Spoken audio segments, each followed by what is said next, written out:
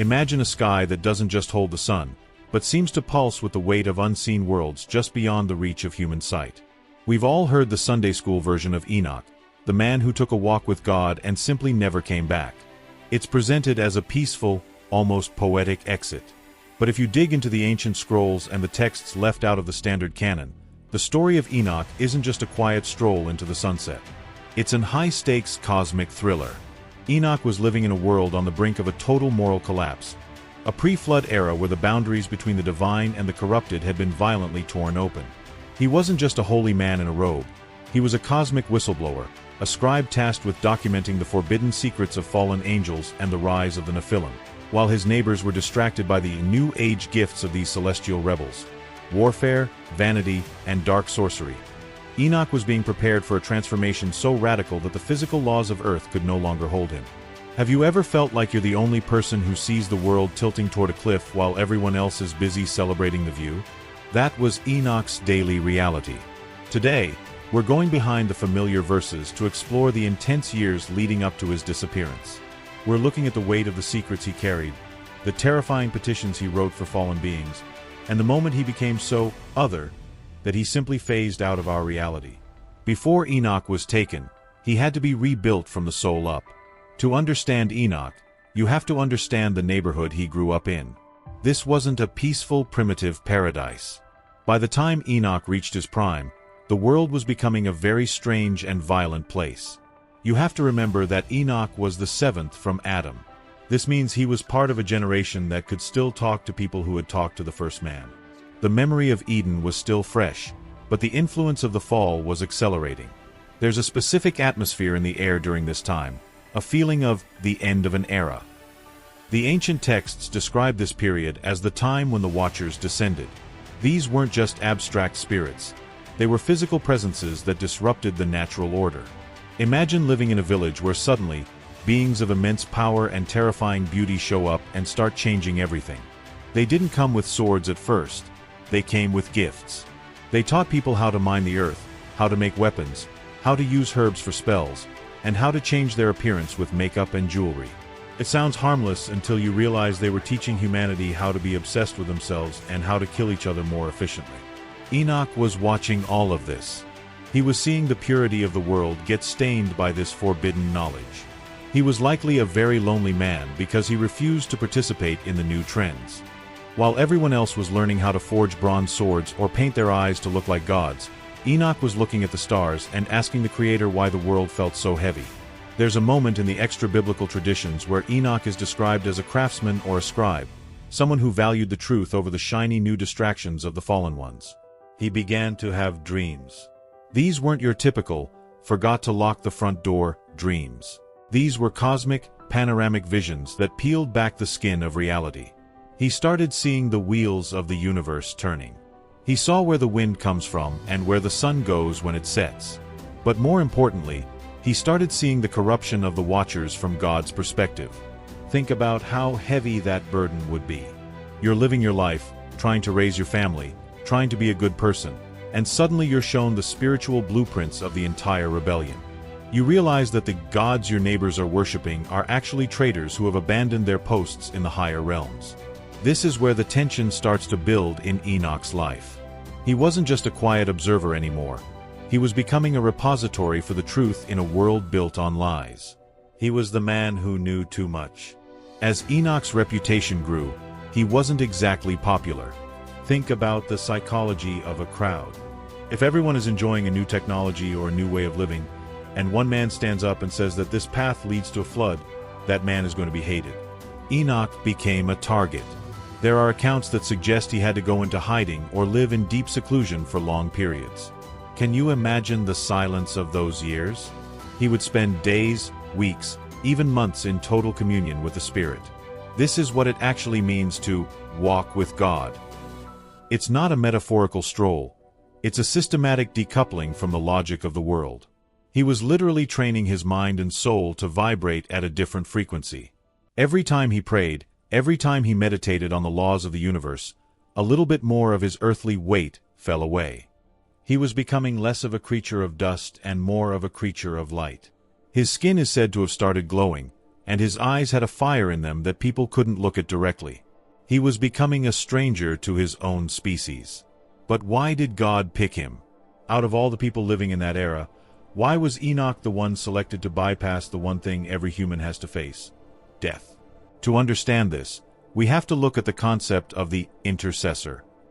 The fallen angels, the Watchers, eventually realized they had messed up. They saw the corruption they had caused, and they were terrified of the judgment they knew was coming. And here is the craziest part of the story. They went to Enoch.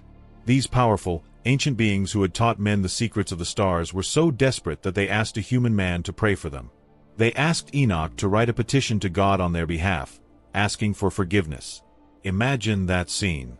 Enoch, a mortal man, sitting by a river, writing a legal brief for fallen stars. He took their petition and he went into a trance, and he was carried up to the very gates of the celestial palace. But the answer he brought back was chilling. God said no. There would be no forgiveness for the Watchers because they had known the light and turned away from it anyway. Enoch had to go back down and tell these terrifying giants and their angelic fathers that their doom was sealed. Can you imagine the courage that took? To stand in front of the most powerful beings on earth and tell them they had lost? This was the turning point for Enoch. After delivering that message, he was no longer just a man. He was a bridge. He spent the next few decades moving back and forth between the physical world and the spiritual one. He was shown the prisons of the fallen, the places where the souls of the wicked are kept, and the garden where the righteous will eventually rest. He was given a tour of the entire warehouse of existence. He saw things that there aren't even words for in human language. And the more he saw, the more he changed. It's like when you go on a long trip and you come back home and your house feels smaller, the air feels different, and you can't quite fit back into your old routine. For Enoch, the entire earth started to feel like a small, cramped room. He was outgrowing his skin. He was outgrowing time itself. He started to see the past, present, and future as one single tapestry. He saw the coming flood, he saw the rise of nations, and he even saw the end of the world as we know it today. But let's get into the day-to-day reality of his final years. He had a son, Methuselah, and he had a family. He wasn't a hermit who hated people. He was a father who knew his children were going to live through a catastrophe. He spent his time teaching Methuselah everything he could, trying to preserve the true knowledge of God before the waters came to wash the earth clean. He was desperate to leave a legacy of truth in a sea of deception. There's a beautiful and slightly sad dynamic there. A man who loves his family but knows he doesn't belong to them anymore. He would disappear for years at a time to be with the angels, and then he would return for a short season to teach. Every time he came back, he was more other. His words became more prophetic, more intense. He told the people that the Lord was coming with 10,000 of his holy ones to execute judgment. This wasn't a popular message. He was essentially the first preacher of the apocalypse. He was shouting into a hurricane, and very few people were listening. As the day of his departure drew closer, something shifted in the atmosphere. The ancient texts say that when Enoch walked, the ground seemed to honor him. The animals would come to him, and even the air seemed to clear when he spoke. He had reached a level of holiness that we can't even comprehend. Holiness isn't just being a good person. It's being aligned with the original intent of creation. Enoch had reversed the effects of the fall within his own body. He had pruned away every bit of ego, every bit of darkness, and every bit of rebellion. He was a perfect mirror reflecting the image of God back to the Creator. And this is the key to why he was taken. It wasn't just a random reward, it was a legal necessity. He had become so heavenly that the earth could no longer hold him. Gravity works on mass, but there is a spiritual gravity that works on the soul. Enoch's spiritual weight had become so light, so refined, that the pull of the heavens became stronger than the pull of the earth. Think about that final walk. Usually, we picture it as Enoch walking alone in a field, but some traditions say he was surrounded by followers. People were begging him to stay, sensing that the last light of the world was about to go out. He told them to stay back, that he had to go to a place they couldn't follow yet. He started walking toward the horizon, and as he walked, his pace didn't change, but his appearance did. He began to flicker. He began to shine. It wasn't a death, it was an evaporation. He didn't fall down, he stepped up. He transitioned from one state of matter to another. One second he was a man of flesh and bone walking on the grass, and the next second there was only the wind. He left no body, no grave, and no physical trace. He simply exited the simulation. He was the first human to beat the game.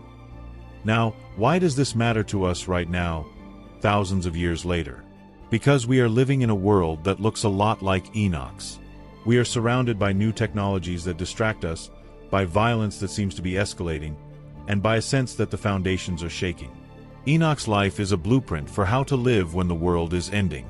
He didn't focus on fighting the Watchers with swords. He focused on walking with God. He didn't try to save the world by participating in its systems. He saved himself and his legacy by transcending those systems. He shows us that it is possible to be in a collapsing society without being of it. His story is a reminder that there is a reality much larger, much more permanent, and much more beautiful than the one we see in the news or on our screens. The mystery of Enoch is that he is still out there. In many traditions, he didn't just go to heaven to sit on a cloud. He was transformed into the Metatron, the highest of the angels, the scribe of the celestial court. He became the one who keeps the records of everything that happens on earth. He went from being a human witness of corruption to a divine witness of justice. He is the ultimate example of human potential. We often think of ourselves as small, insignificant, and trapped by our biology, but Enoch proves that a human soul, when fully aligned with the divine, has no limits. He broke the ultimate law of nature, death, not through magic, but through relationship. As we look back at the story of the man before he was taken, we see a story of incredible loneliness but also incredible intimacy.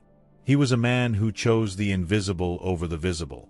He chose the whisper of the spirit over the roar of the giants.